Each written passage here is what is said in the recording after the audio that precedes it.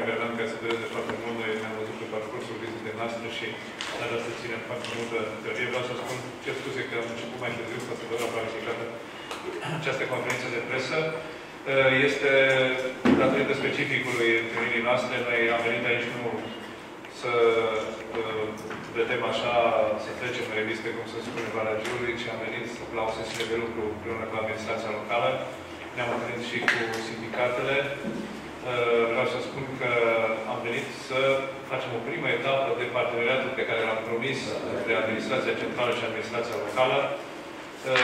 Parteneriat în care vrem să construim împreună proiecte de dezvoltare, mai ales proiecte de dezvoltare regională.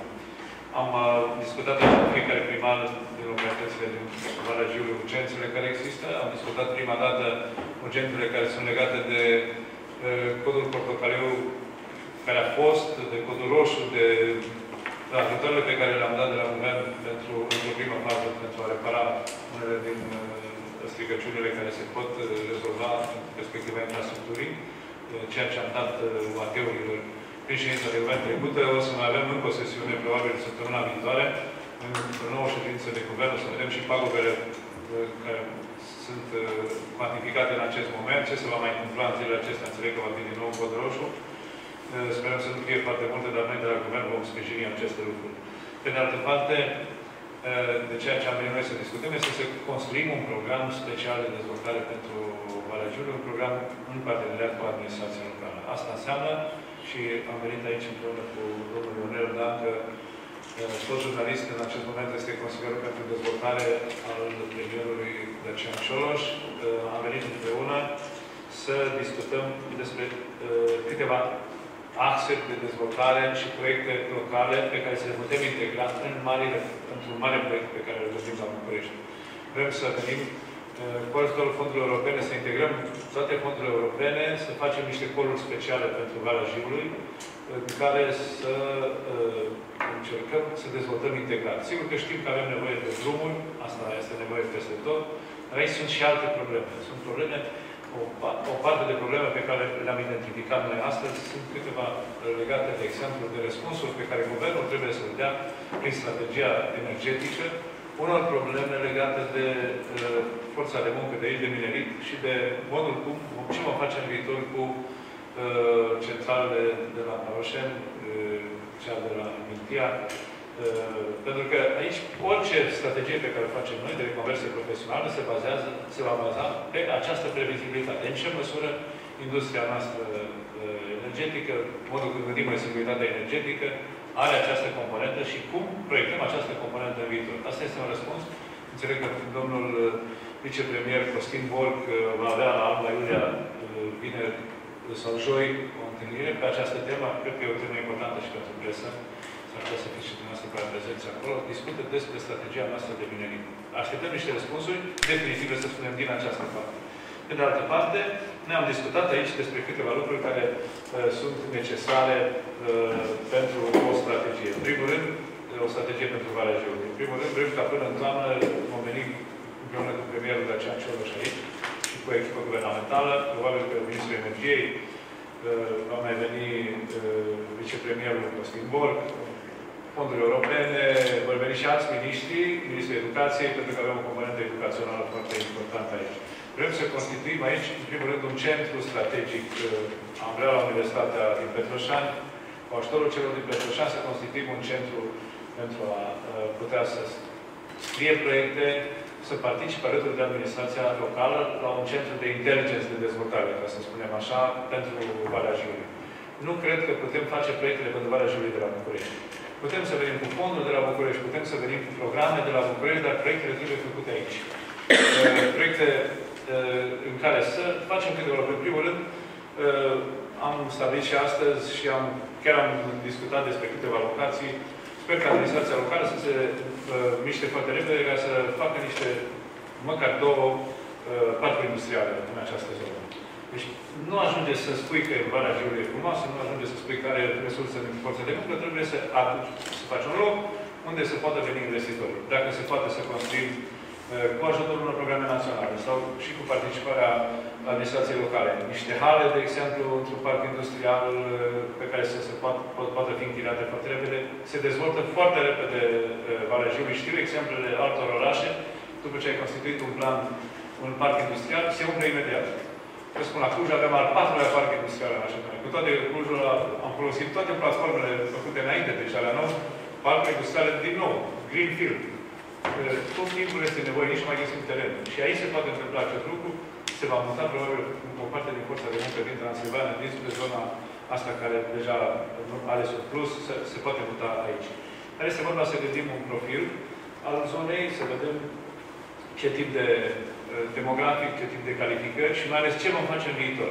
În momentul când vom pune la oaltă programele europene, de la FOR, care se ocupă de dezvoltarea infrastructurii, la cel care se ocupă de capacitate administrativă, pregătirea forței de muncă. Sper să putem, ca împreună cu administrația locală, să facem un efort de previziune, încât să vedem ce vom dezvolta în Valea Jiului în viitorii 20 de ani. Asta trebuie să știm de anul acesta. Pentru ca să pregătim și să nu investim bani într-o iluzie sau într-un vis. Există și vise pe care le partajează comunitățile și care nu produc întotdeauna lucruri care să fie foarte bune.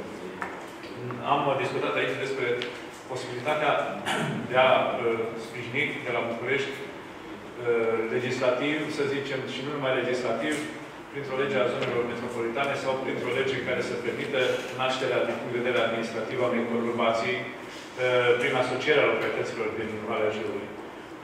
În acest moment, cred că este nevoie de o simplificare administrativă, de exemplu. S-ar simplifica foarte mult și administrativ numărul de funcționari din administrația publică care putea să treacă în altă zonă, să lucreze în zona construirii de proiecte, gestionării de proiecte, a managementului proiectelor integrate. De asemenea, s-ar putea face mult mai bună planificare, ar intra într-o altă categorie această zonă. Ne gândim și principala cerere a administrației a fost să construim o zonă cu statut special. Acum, vreau să fiu foarte sincer, să discut și cu colegii mei din guvern. Nu vreau să promitem ceva ce nu știm dacă mai este astăzi la modă, să zicem așa, dacă mai este astăzi viabil. Înainte să vedem asta. Oricum, noi încercăm să construim, să-i dăm un statut special acestei, nu știu cum îl vom numi acesta, zonei Jiului, considerând că proiectele de dezvoltare de aici pot deveni proiecte cu o prioritate importantă și altfel vor câștiga un punctaj în plus în evaluarea pe care o facem noi la proiecte. Plus că vom face câteva coruri, așa cum spuneam, integrate din mai multe proiecte pentru această zonă. Am lucrat, de asemenea, am discutat am luat pe rând o serie de proiecte care rulează aici și care sunt lăsate la jumătate sau sunt în faze primare pentru a le continua. O grămadă de proiecte de infrastructură pe care proiectele are, proiectele de infrastructură care țin de specificul fiecarei zone. În principiu, am gândit împreună, și asta am stabilit, mi-a plăcut că a fost un consens strategic, ca să spunem așa. Trebuie să ne schimbăm gândirea de dezvoltare pentru această zonă. În primul rând, trebuie să ne gândim să ne mai dăm în trecut și să ne gândim foarte mult la viitor. Bine, nu știm cum, până la urmă, care vor fi decizii de strategie în zona europeană, despre minerit și zona energetică. Multe lucruri se pot schimba, dar trebuie să gândim un sistem de dezvoltare pentru Valea Jiului, ca și cum aceste lucruri vor merge în sistemul care merg astăzi. Și această schimbare înseamnă, în primul rând, să facem proiecte integrate. Nu mai putem face proiecte izolate, cum s-a făcut și acum. Nici acum și acum, toate proiectele sunt izolate. Este un proiect pe POIM extraordinar, pe care îl gestionează cei care se ocupă de alimentarea cu apă, care este foarte bun, unul cel mai bun din țară, rulează, va merge și în viitor, va aduce în zona asta. În educație, de exemplu, dacă ne uităm bine la zona educației, aici avem de construit școli, grădinițe, pentru că este o populație pentru asta. Din păcate, s-au construit în alte zone școli unde nu am prioritizat investițiile. Filozofia noastră a Guvernului este tocmai asta. Să încercăm, pe baza unor instrumente cantitative, să prioritizăm investițiile. Avem un observator, l-am lansat la Forumul Administrației Locale de la București, un instrument care va fi perfect pentru asta, se numește Observator Teritorial în strategia de dezvoltare teritorială a României. În observatorul teritorial vom introduce tot ceea ce există ca infrastructură, populație, forță de muncă, tot ce există într-o zonă. O să vizualizezi pe o hartă ce se întâmplă, nu se mai întâmplă să se întretaie apa cu gazul ca să-și taie unii altora, să facă unul proiect cu drumul ca să treacă peste toate conductele orașului, fără să știe că sunt conducte de desubt. Deci vom încerca să planificăm încă de la nivel guvernamental. Aici însă vreau să aducem și de la București, de la Ministerul, eu o să aduc câțiva specialiști, o să încerc să caut 5 specialiști de aici, să-i angajez, la Ministerul Administrației Publice și Dezvoltării Regionale, pentru planificarea de proiecte. Adică vrem, la Universitate, Primăria din Petroșani și celelalte primării ne dau posibilitatea să aducem aici câțiva oameni care să învețe pe oameni să scrie proiecte. Pentru că, din păcate, marea noastră problemă, aceasta este, zonele sărace, din zonele sărace fug oamenii care știu să scrie proiecte, se duc la Timișoara, se duc la București, se duc la, nu știu, la Sibiu, la Alba Iulia. Eu știu foarte mulți din zona, știu mulți consultanți din zona Petroșani, de exemplu, care lucrează pe marile proiecte, inclusiv la Cluj. Dar ei nu mai sunt, deși sunt aici, vin numai de când în când la părinți aici. Și sunt oameni care putea să dezvolte niște proiecte integrate în Valea Jiului, pentru că asta este problema. Vrem de asemenea, și ne-am înțeles aici cu administrația locală, vrem ca noi vom înființa în august, dintr-o hotărâre de guvern și pentru proiect de lege, Institutul Național de Administrație, vrem cu prioritate să ducem oameni din administrație pe fonduri guvernamentale, din administrația din Valea Jiului, să-i pregătim pentru proiecte. O să aducem și noi o unitate aici, de la noi, care să învețe, să facă școală, săptămâni, dar vrem să și ducem oameni din administrație. Inclusiv o să invit, începând din toamnă, dar să deschidem primele cursuri la ei, o să invit și pe primarii din Valea Jiului. O să facem și aici niște cursuri la universitate, să facem cursuri scurte, discuții pe anumite tipuri de proiecte. 2 zile, 3 zile. Acesta este specific cu proiectele. Astea sunt țintele, asta este filozofia europeană. Să arătăm proiecte pilot care s-au făcut în Europeană, lucruri de succes care s-au făcut. Putem învăța pe la alții din această chestiune. Nu este numai o problemă și mi-a plăcut că aici descoperă întotdeauna o anumită înțelepciune, așa îmi place mie, deci la Valea Jiului, pentru că ideea care a venit din partea primarilor a fost aceea că nu întotdeauna lipsesc banii atunci când vorbim de dezvoltare. De foarte multe ori lipsește priceperea în a face proiecte și asta este important să facem în viitor. Încercăm să schimbăm câteva lucruri și aici am primit niște sugestii foarte interesante care vor deveni în viitor, cred, hotărâri de guvern din partea noastră, să modificăm o serie de reglementări care încurcă dezvoltarea Jiului. De exemplu, o idee interesantă este cea legată de parcuri industriale. Noi n-am știut de chestiunea asta, lucrăm, sigur, în orașe mari, care au 54 de parcuri industriale în România, dar toate sunt orașe, în general, mari, unde este teren plat și foarte mult.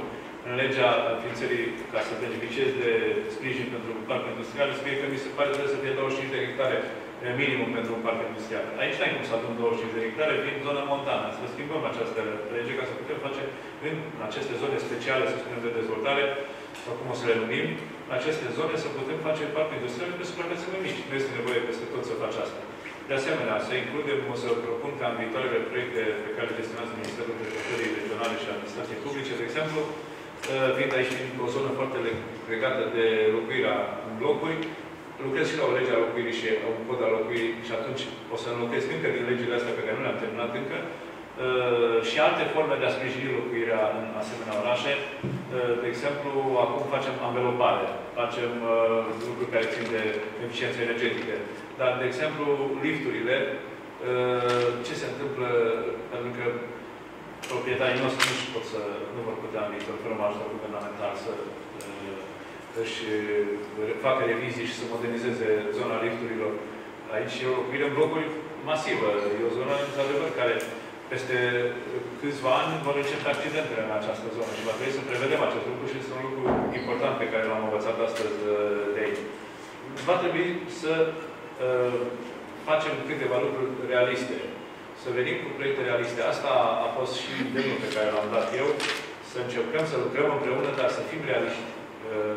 Pentru că dacă aglomerăm proiecte și nu putem să le realizăm, să vedem ce este mai important, ce facem întâi. Sigur că este important drumul național 66A, ăsta care trebuie să ducă, să deschidă Valea Jiului spre anumite zone. Și este foarte important acest lucru.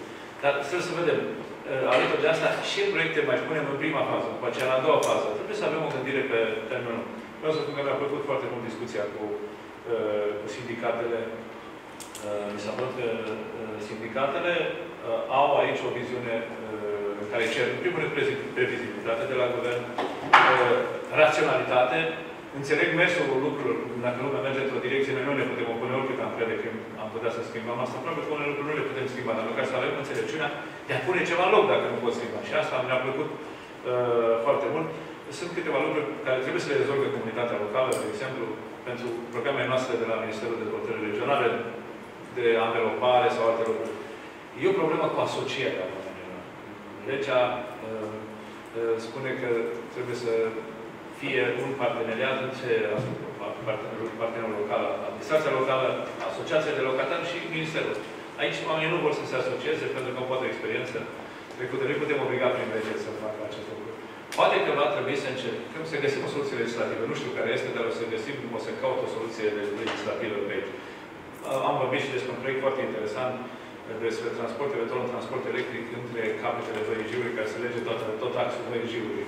Pentru că în momentul ăsta se face haotic, fragmentat și trebuie să vedem în ce măsură avem nevoie de strategii de transport. În general, va trebui ca până în această toamnă, deși termenul este foarte scurt, dar aș vrea să facem foarte repede asta, să gândim o strategie pentru Valea Jiului, o strategie integrată, în care aș vrea să scriem împreună aici, la primărie, la universitate, în 3 luni de zile, pentru că sunt planuri de dezvoltare a localităților, planuri există. Cred că trebuie să le legăm. Să avem o strategie de transport, să vedem cum gândim o strategie pentru zona metropolitană, să vedem cum asigurăm legătura cu zona metropolitană, așa cum se face o strategie pentru resurse umane și reconversie profesională, să vedem ce resurse avem, să știm exact câți oameni avem în fiecare localitate care sunt dați de muncă, nu au loc de muncă, care este populația legată de învățământ și toate celelalte care țin de o strategie. Eu mi-am luat foarte multe, mi-am pus foarte multe întrebări, am luat o grămadă de întrebări de aici pentru colegii mei. La Ministerul Transporturilor avem foarte multe lucruri la care trebuie să răspundem ca Guvernul la Ministerul Transporturilor. De la Ministerul Dezvoltării și Administrației aici sunt eu prezent și o să mă întreb pe mine și o să răspund singur, la unele am răspuns aici. Ministerul Culturii, Ministerul Educației. Vreau să vin aici cu Ministerul Energiei, din păcate era plecat, n-am putut să vină, era plecat în străinătate și ne-am hotărât oarecum această întâlnire pregătitoare pentru ce vom face în septembrie, să o facem cât mai repede ca să putem să începem să lucrăm, să poată lucra și aici oamenii în administrație pe proiecte. Va trebui să vedem și managementul deșeurilor. Asta este o strategie la nivel național în care avem o problemă, dar pentru zona VIJ-ului este un specific și va trebui să sprijinim din partea Guvernului acest lucru. Vrem să introducem și Valea Jiului într-un proces, vreau să facem un proces pilot în Valea Jiului de simplificare administrativă. Pentru că aici oamenii au fost obișnuiți să lucreze cu administrația. Aici nu este mentalitate rurală, cum este în multe parte din țară, unde oamenii nu sunt obișnuiți să lucreze cu carduri, nu sunt obișnuiți să pună cereri electronice. Din punctul acesta de vedere, putem moderniza și simplifica administrația din Valea Jiului ca să arătăm un exemplu de management integrat. Aici, primarii au lucrat în proiecte europene, sunt oameni care, în general, știu foarte bine cum se face acest lucru. Și ar fi și o dovadă, să spunem, că ceva se schimbă și să dăm asta ca un fel de prim atribut al modernizării. În fine, am mai desprins aici ideea și o să o punem împreună cu Ionel Dancă, o să o discutăm cu premierul, să o discutăm și cu ședințele de guvern, probabil, un proiect privind ajutoare de stat pentru investitorii care vin în Valea Jiului cu prioritate. Există acum o lege a ajutorului de stat care este respectată, dar aș vrea ca să facem pentru asta. Premierul ne-a asigurat că ne sprijină toate proiectele pe care le găsim noi în această zonă pentru ca să constituim până la o strategie integrată a VIJ-ului. O să vin de mai multe ori aici, vin aici mare drag acasă, dar o să vin în toamna asta și în septembrie, până și în octombrie de câteva ori pentru ca să lansăm proiectul, să aduc oameni specialiști, consultanți din partea Ministerului meu care să se mute aici. Îmi pare rău că o idee veche a fost pusă în practică pe care Am avut-o noi, un guvernator al VIG-ului, pe care aveam ca un fel de ambasador al VIG-ului la guvern, acum 15 ani, n-a produs rezultatul care ar fi trebuit să-l producă. Nu eram destul de organizați, probabil, pentru chestiunea asta. Acum am propus administrației locale, mă bucur că au fost și parlamentare, am propus să se facă, în primul rând, o chestiune de solidaritate în Valea Jiului. Eu cunosc și știu și ce face politica din oameni și peste tot în lume. Aici, însă, este nevoie poate mai mult decât oricând acum, ca toate partidulețele, asociațiile să lucreze în același scop. Să putem promova proiectele VIG-ului la București. Este nevoie de lobby. Este o luptă continuă pentru resurse. În orice țară. Mai ales în societatea asta capitalistă, multilaterală, dezvoltată și de competiție. Deci este nevoie de asta. De solidaritate este necesară. Am văzut că aici există comunicare perfectă între oameni. Există acum și necesitatea care este evidentă, odată cu multele pierderi de locuri de muncă care au fost acum. Vom vedea și ce va fi în viitor. Sper să ne iasă acest proiect. Eu sunt încrezător și cred în destinul VIG-ului. Cred că Valea Jiului a avut o perioadă, așa cum am scris în revista mea, o perioadă neagră în acești ani, dar s-ar putea ca la capătul tunelului să apară și luminița. Dar nu poate apărea decât prin efortul și creativitatea locală. Noi de la guvern putem facilita. Cea mai mare greșeală pentru o zonă este să aștepte totul de la București. De la București, de multe ori, și în Valea Jiului a fost o perioadă în care au venit foarte multe resurse. Eu n-ar trebui să vorbesc despre trecut. O singur lucru spun în încheiat. Știu că au venit bani foarte mult de-a lungul timpului pentru retehnologizare. În loc să se dea la retehnologizare, la modernizare, s-au dat salarii. Știu cum am văzut eu personal cum prospera Valea Jiului, bunuri de consum, electronice. Era un spectacol teribil. Proiectul la mass media și toată lumea, într-o perioadă în care banii aceia, dacă ar fi folosiți, poate ar fi fost folosiți pentru destinația națională, ar fi produs dezvoltarea Valea Jiului. Nu ceea ce se întâmplă acum. Sper să învățăm din exemplele trecutului și să nu mai facem aceste lucruri. Eu vă mulțumesc. Dacă aveți întrebări, dacă eu le-am știu, da, bună ziua. Vreau să mulțumesc domnului viceprim-ministru pentru invitație. A fost, într-adevăr, o deplasare și o discuție cu autoritățile locale foarte utilă. Am venit aici să transmit mesajul domnului prim-ministru Dacian Cioloș și autorităților locale.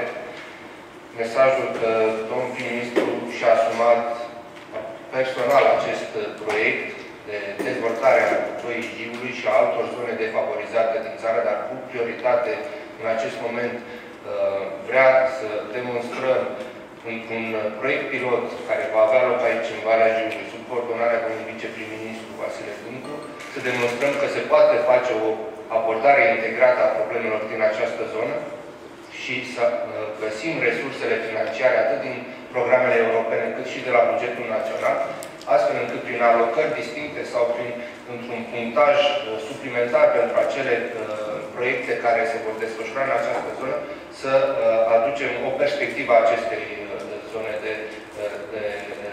o perspectivă de dezvoltare. Domnul prim-ministru, repet, și împreună cu Cancelaria domnului prim-ministru, vom colabora cu Ministerul Dezvoltării Regionale, cu Ministerul Fondurilor Europene, astfel încât întreaga echipă guvernamentală să identifice împreună cu autoritățile locale cele mai bune soluții pentru această zonă. A fost o întâlnire extrem de utilă. Mă bucur că am aflat că există solicitări din partea companiilor de a veni aici, în această zonă, și caută spații de producție și vrem să le asigurăm pe toți că Guvernul va face tot posibil pentru a crea condițiile astfel încât investitorii interesați să dezvolte activități comerciale în această zonă să o poată face cu ușurință. Mulțumesc! Vă mulțumim. Dacă aveți întrebări... Există bani, există interes, au existat bani și înainte, a fost o lipsă de interes din partea primarilor, guvernului. De ce nu s-a făcut nimic până acum? E ușor să faci diagnoz, să dai vina pe cineva. De ce nu s-a făcut până acum? Pentru că România nu s-a dezvoltat în ultimii 25 de ani planificat. Adică nu a fost o strategie de dezvoltare și un proiect de țară. Ceea ce se întâmplă acum, încercăm să facem la toate nivelurile. Ați văzut, după Brexit, președintele României a anunțat un consens al partidelor politice pentru un proiect de țară. Se lucrează la un proiect de țară care va fi un fel de manifest politico-tehnic, să zicem așa, dar politic în primul rând, în ceea ce privește direcțiile principale care vor merge în viitor. Ceea ce am încercat noi în acest an să facem cu un guvern de specialiști, tehnocrați, nu există un concept ideologic, un guvern independent, să spunem așa, am încercat să vedem dacă, de ce nu au mers lucrurile până acum. Pentru că s-au fost asumări politice, au fost schimbări de guverne politice, la un moment dat nu s-au continuat, n-a avut continuitate niciun proiect. S-a început cu un proiect și s-a terminat la jumătate și așa mai departe, s-au aruncat resurse foarte multe. În momentul ăsta, cred că nu ne mai putem permite și ceea ce mi-a plăcut studiind în ultimele luni și discutând la forumul administrației locale cu 1000 de oameni veniți din administrația locală, au fost și primarii din Valea Jiului, la București, nevoia pe care o recunoaște deja administrația locală, că avem nevoie de niște zone de expertiză pe care să le aducem în anumite arii geografice. Să facem niște centre de dezvoltare și de planificare. Noi, în momentul ăsta, nu producem decât într-un singur loc în țară, este un master de planificare teritorială. Avem o lege, am dat o strategie, dacă o găsiți pe site-ul de la undeva, strategia de dezvoltare teritorială a României. Dacă vă uitați acolo, există cadrul legal care va obliga atât administrația locală cât și centrală să respecte un anumit tip de dezvoltare. Adică nu poți să începi un drum, de exemplu, drumul 66 la asta, să-l începi să-l faci la jumătate. Deci dacă ai trebuie să faci o bugetare multianuală. E obligatoriu să faci așa. Dacă ai făcut, nu poți să oprești pentru că vine alt primar și nu-ți convine sau vine alt partid, nu poți să oprești un proiect la început. Pentru că atunci, în mod normal, trebuie să plătești pentru asta. Este un abuz în serviciu când faci chestiunea asta. Deci aceste lucruri trebuie să termine. Deci avem nevoie în acest moment de dezvoltare planificată. Încercăm să luăm câteva zone, lucrez într-un proiect cu Comisia Europeană, de exemplu, Corina Crețu, comisarul Corina Crețu, analizăm două regiuni de dezvoltare sărace, nord-est, Botoșani, zona Botoșani și zona nord-vest, Bistrița, Maramureș, zona respectivă, cu echipe de cercetare de la noi, de la universități, de la guvern și de la ei din Europa, ca să vedem mai bine, să înțelegem aceste zone și ce programe ar trebui făcute pentru zonele sărace. Încercăm să găsim pentru zonele de urgență, Moldova istorică, celor județe din Moldova istorică, pentru Valea Jiului, pentru zona munților Apuseni, să găsim niște proiecte speciale de dezvoltare integrată. Pentru că degeaba faci numai un drum care nu duce nicăieri. Degeaba faci o telegondolă ca să oprești de munte și rămâne acolo și acolo nu ai ce să faci.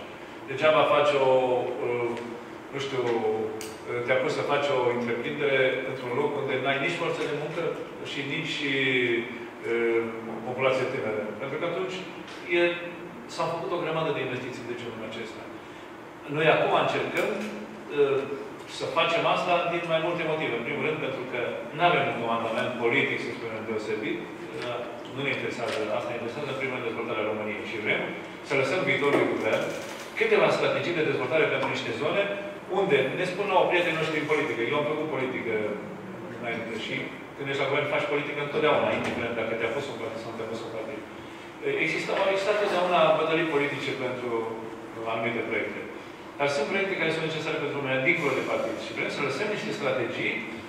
Asta este ambiția lui Dacian Cioloș și a noastră, a celor care l-am urmat în această echipă, să lăsăm niște strategii pe care să le poată continua și partidele, indiferent de culoarea politică. Cu ajustări pe care le găsesc ei. Că se mai pot face niște ajustări, evident. Zici că vreau un aspect să fie altfel, dar dincolo de asta, proiectul este necesar. Și să încercăm să gândim din această perspectivă a adunării resurselor. Având resurse puține, trebuie să le folosim mai bine. Ce s-a întâmplat în trecut? Niciodată n-a existat coerență pe un ciclu de dezvoltare. S-a gândit mai pe ciclu politic. Ciclul politic la noi este de 4 ani. În alte țări, ciclul politic dura 8 ani, 10 ani, dacă vă uitați în țările care se dezvoltau. Un partid câștiga alegerile și ducea 2 mandate, cel puțin. Și atunci, sigur că se leagă lucrurile mai bine, indiferent de ce esență are partidul respectiv. În momentul când am fragmentat întotdeauna, am fost atâtea guverne. Uitați-vă câți miniștri la sănătate au fost. 20 ceva de miniștri din 20 ceva de ani. 9 luni și ceva, dacă nu mă înșel, la media unui mandat.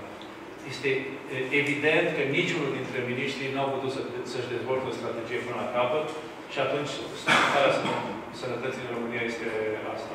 Așa este și cu dezvoltarea. Sau în cap bani, de exemplu, și pentru Valea Jiului.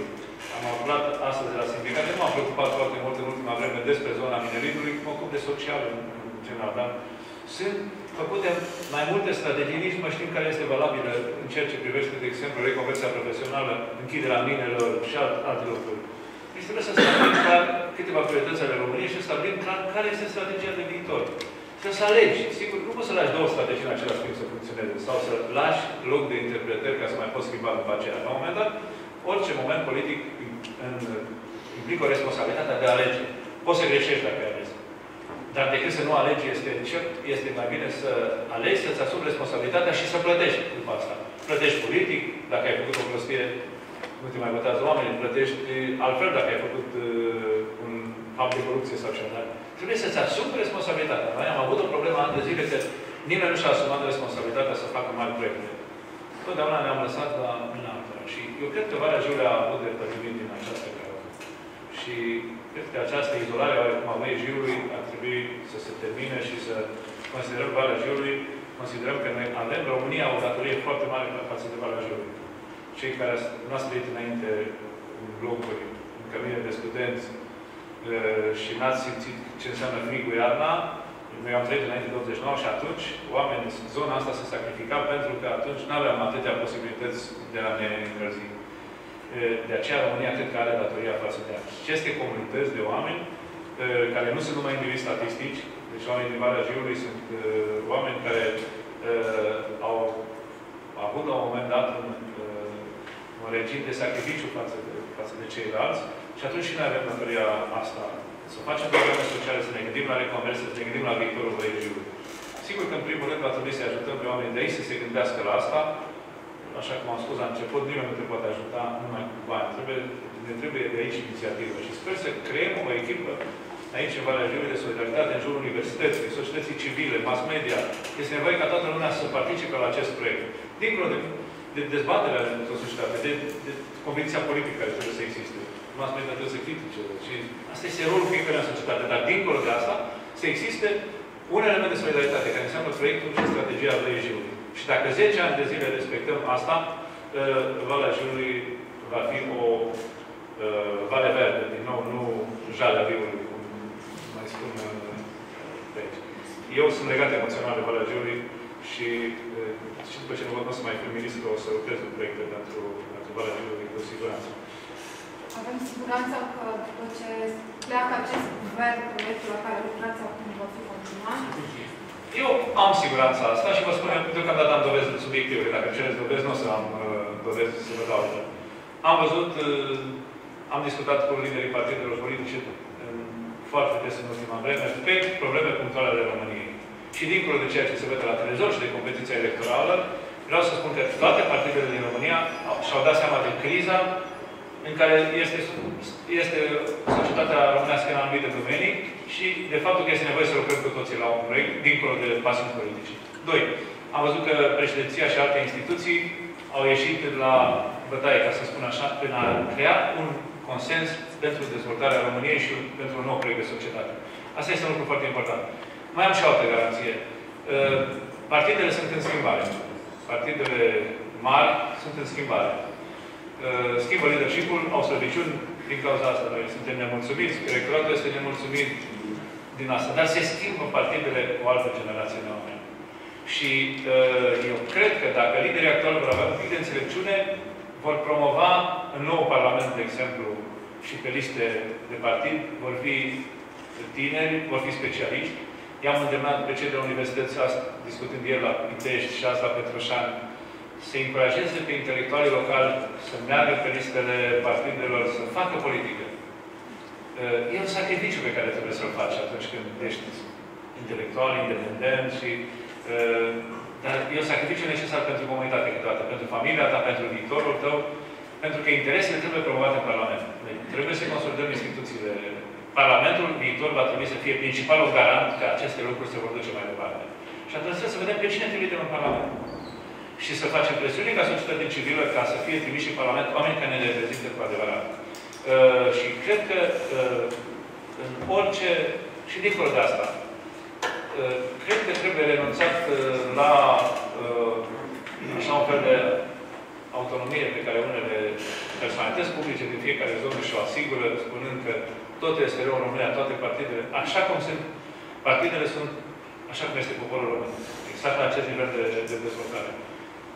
Trebuie să sprijinim partidele din toate perspectivele, inclusiv când îi criticăm, îi sprijinim ca să-și dezvolte o altă mentalitate.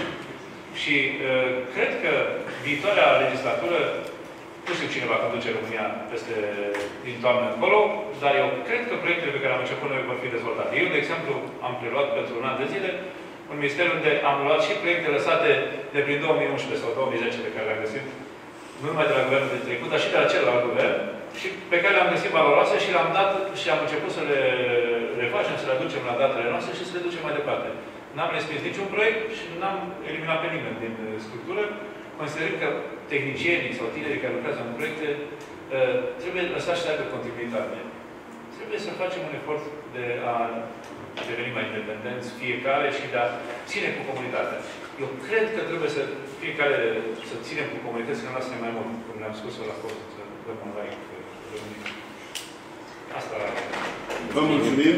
Vă mulțumesc foarte mult. Vreau să-i mulțumesc domnul viceprim-ministru, domnul consilier, domnul președinte al Consiliului Județean, cei doi vicepreședinți care astăzi au fost alături de noi și dumneavoastră, presei, pentru că veți transmite mai departe toate cele ce am discutat aici la Vulcan și vă mulțumesc încă o dată.